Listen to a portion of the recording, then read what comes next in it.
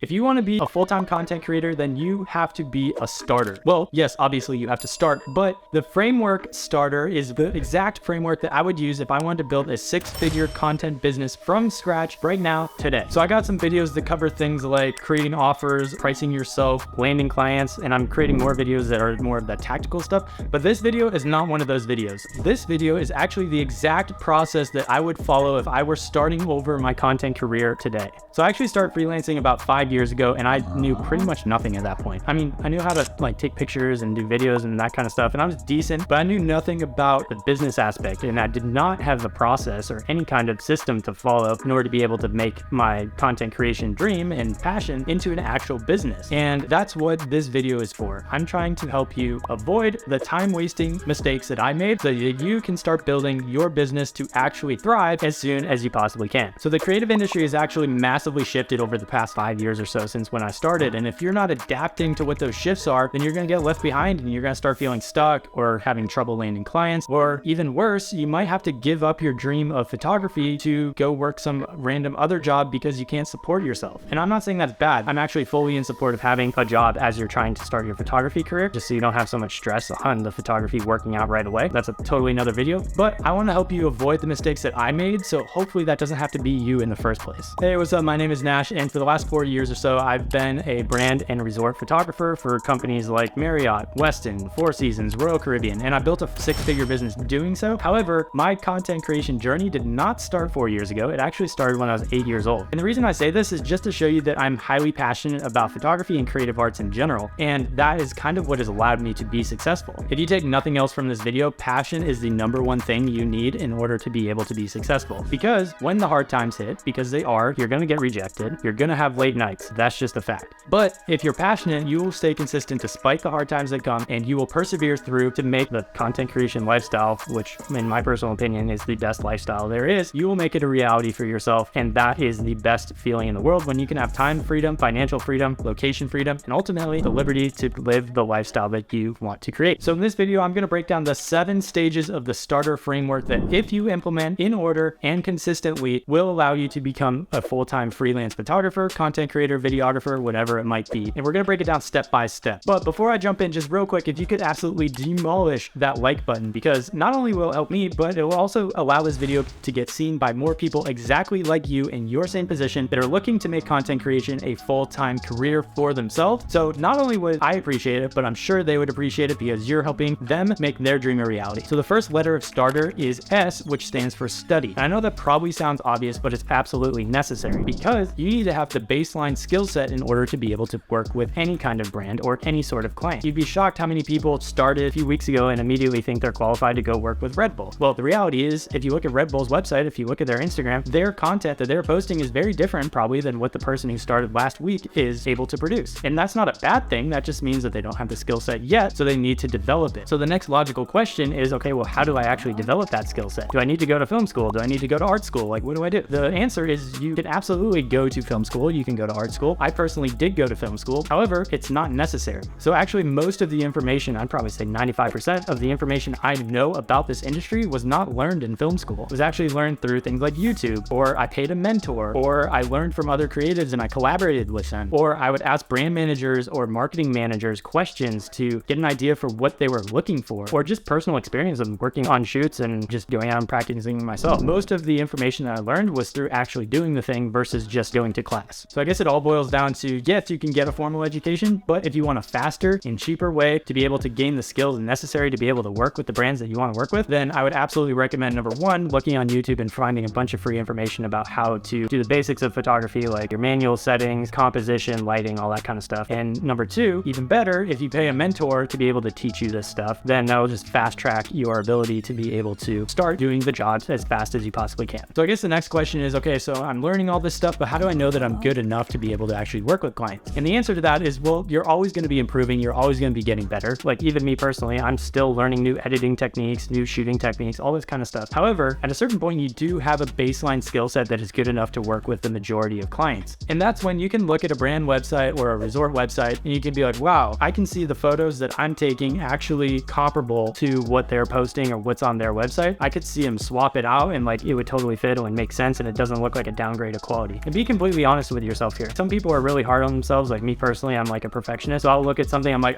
it's just like a little bit off, not good enough. And I'll prevent that from me doing what I need to do, which is not good. Or some people are the opposite, where they're overconfident, where they look at it and like most people would say, yeah, it's probably not on par, but they're like, yeah, this is great. You know, I could see it. So just being honest with yourself of your skill level and where you're at is really, really important. So once you feel like your work is comparable, you're good enough to be able to actually work with clients, step number 2 is T, which stands for tools. And tools could also be gear, it could be software, all kinds of different things, but tools are just what you use to make your work happen. And this is a huge thing. Everybody is always asking, what's the best gear to use? What camera should I buy? What lens should I buy? All this different stuff. And I'm gonna make it really simple. If you are just starting as a photographer, you likely have a starter camera. I know for me personally, back in 2012, I bought the Canon T2i, which was not even a full frame camera, but it cost like $600. And I was shooting and practicing and doing all of my study stage on that camera. But once I got to the point where I actually wanted to work with clients, I was like, well, I need to upgrade my gear because this is not giving me the images that I need to have in order to be actually paid. So I started looking into new gear. But I'm gonna make this really simple for you. If you are at that stage where you're like, okay, I'm ready to start working with clients, all you need when you're in that starting stage is you need a decent full frame camera, so something like a Sony a7 III, and you need a decent 24-70 2.8 lens, which you could get the Sony one. It's pretty expensive, so you could probably get a Tamron or something different. And if you're doing more landscape stuff, more destination stuff, you probably want a 16-35 2.8 as well. So really that camera and the 2 lenses, or maybe even 1 lens, is really all you need. And if you're interested specifically in what I would recommend depending on your skill level, depending on what stage of the game you're at, you can check the link in the description below because I have full kits based on what skill level you're at. Now, obviously you can upgrade gear. You can get things like drones, you can get prime lenses, you can get all kinds of extra gear once you start working with clients and getting paid. But in the very beginning, you shouldn't really be spending more than about $3,000 to $5,000 on your entire kit setup. You do not need to be spending 10, 15K going in debt because that is just not smart. Ultimately, gear is just a tool to help you get the result for the client, to get quality images. And if your gear is helping you do that, then that's all you need. I personally have the Sony a7R III, which came out in like 2018, and they're on like the R6 or R5 or something at this point. But I haven't upgraded because I just haven't needed to, because I've never had a client come to me and be like, hey, 40 megapixels is not enough for me. This camera I bought a long time ago, but it's still working for me and I haven't needed to upgrade. Because if you buy good gear, it'll last you a long time. So now that we've studied, we've tested a few different types of photography, we kind of have an idea for what we want to do, we have the tools necessary to be able to do it, then the next step is to assemble a portfolio in the direction that we want to go. And how do you decide what direction you want to go? You shoot a lot of things. I shot weddings, I shot portraits, I shot sports, I shot outdoors, I shot brands, shot all kinds of stuff. And I eventually realized that hotels, resorts, and outdoor adventure photography were my favorite. But I only found that out because I did all kinds of different things. And I'm not saying that you have to limit yourself to only one genre. You can actually do all kinds of different genres, but you should pick like 1 to 3 maybe genres to start to build a portfolio in. By the way, you need to build a portfolio in each one of these genres that you want to go after. So once you have an idea of the types of genres that you like, then you need to start building portfolios in each of those genres, or maybe it's just 1 or 2 that you want to actually start working in. And the way you do that is understanding exactly what each genre requires. So for example, if you're doing hotels, that genre requires you to be proficient in things like architecture, food, lifestyle, real estate, destination photography. And if you can do all of those, then great, you're super marketable. But if you can do like 3 of the 5 or 2 of the 5, then you're much more marketable than if you can only do, say, food photos, or you can only do lifestyle photos or something like that. People still definitely get hired because they're specific in that, but you're much more hireable if you can do a lot of those different styles. So you need to start building portfolios in the direction that showcases those different mediums of photography. Maybe you book a hotel and you go to the restaurant and you grab their food, you bring it to the pool, or you grab a drink and you bring it to the pool. You shoot some like lifestyle photos, or you shoot some food photos, or you go in the room and you shoot some,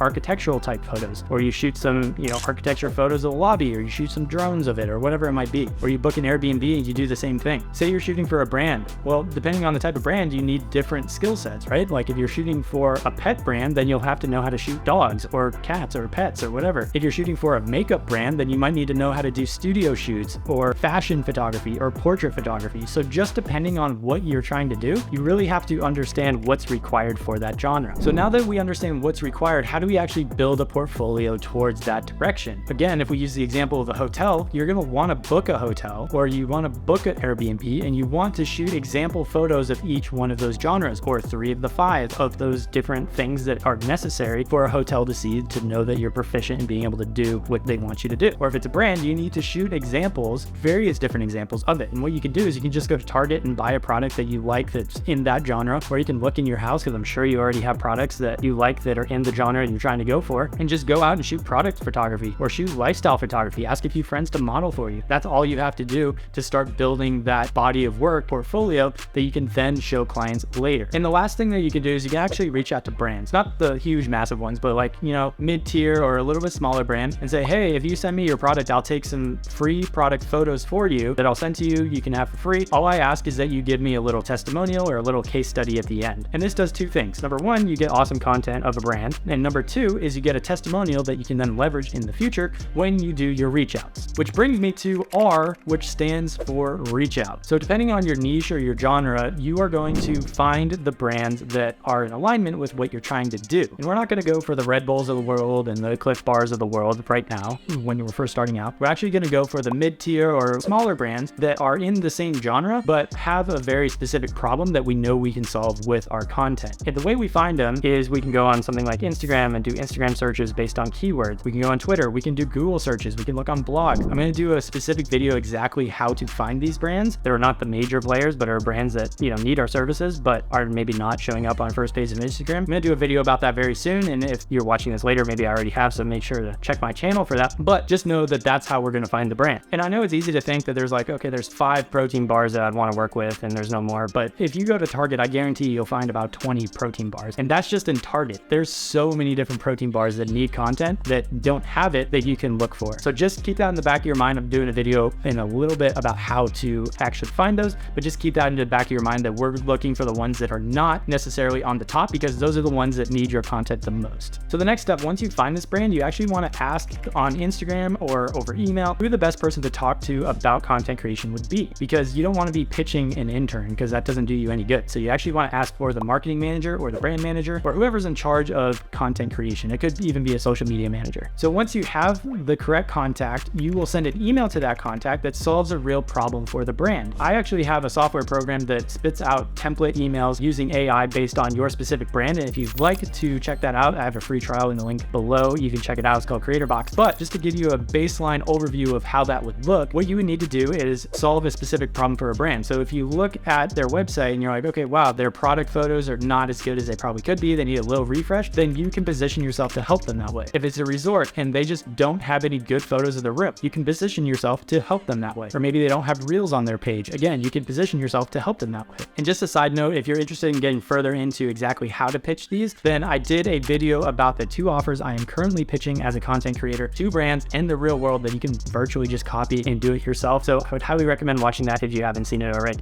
So once you reach out to them and just ask them if they're interested, then they will either say yes, they'll say no, or they'll give you a no response. If they say they're interested, then you're going to just send them a link to get on a call. And on the call is where you'll talk about their specific need, what they're looking for, how you can help them, and ultimately your rate. Which again, if you want to know how to charge, I have a video about specifically how to charge that you can check out after you finish watching this video. And that brings me to step number 5, which is take photos or do the video or just do the shoot in general. And a lot of people might think that this is like the easy part and the obvious part, but if you stick with me, I'll show you a very easy way to make this as stress-free and as easy as possible for both you and for the client. So step number 1 is you want to make a plan for the shoot day. You got to think about, do you need to hire extra crew? What are your models like? Do you need to hire talent? Do you need to have multiple locations? Do you need permits for those locations? Do you need extra props? You need to think about all this stuff ahead of time so that you're not coming on the shoot and like, oh crap, I didn't think about that. You need to think about these things ahead of time. The next thing is you need to know exactly what the client is looking for. So that's why you ask them all the questions you need to before you actually get on the shoot. What are they looking for aesthetically? Do they have a mood board?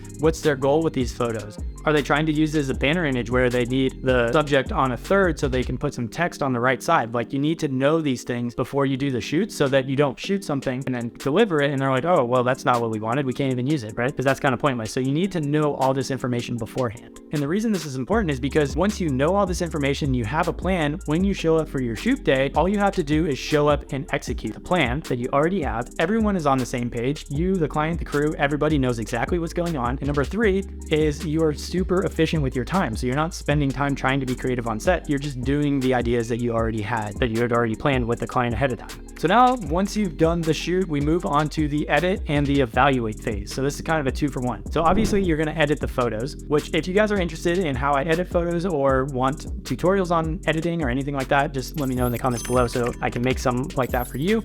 But that's pretty straightforward. And typically I'll give 2 revisions to the client for photos or videos. Typically they'll only use 1, if any. Usually it's either they're like, oh, this is great right off the bat, or they'll just ask for 1 minor revision. So it's not really that big of a deal. But more importantly than editing is the evaluation phase. And this is super important and do not miss this. So there's 2 steps of the evaluation phase. Number 1 is self-evaluation. And this is what I like to call an after action report. So this is when you look and you're like, okay, what did I do really well on this shoot? Was the framing good? Was the way I communicated with the client good? Was there a certain reaction that they had that made me feel like I did a good job? And number 2 is what do I need to fix, or what didn't work, or what was kind of like kink in the entire project? Was everyone on the same page? Was I efficient with the time that the client was giving me? Did I know what was going on set, and did everyone else around me know what was going on? Were they happy with the images in general? Like, these are all important things that you need to evaluate for yourself. And once you've self-evaluated, then just like we did when we were building our portfolio, we can go to the client and ask them for an evaluation and for a testimonial. So number 1, ask them for a testimonial just so you can put it on your website. But number 2, say, hey, I want to hear your honest feedback. I'm not going to get offended. Like, I genuinely want to get better. So can you let me know if there's things that you really liked about working with me, and if there's things that you're like, okay, this could have been better. And then take that information and genuinely do not be offended by what they say, because they're trying to help you, and take it. And if they say, hey, yeah, like, I think you could have responded faster or something like that, and be like, okay, sorry that I did not respond fast. That's a really good point. I'll get better at that in the future. And then make a point to be better at responding faster in the future. And that brings me to the last step, which is just continuing to get better and continuing to repeat what you just did, right? You're going to have to send more reach out emails. You're going to have to get more clients, do more sales calls, do more shoots. And ultimately that is how you build a 6-figure business in content creation. So I hope that was really helpful for you. If you want to go deeper into exactly how to do each one of these steps, I actually have a 0 to 6-figure accelerator program that is a mentorship program with myself, where I walk you through one-on-one exactly how to do this for your own business specifically. So if you're interested in applying for that, check out the link in the description below.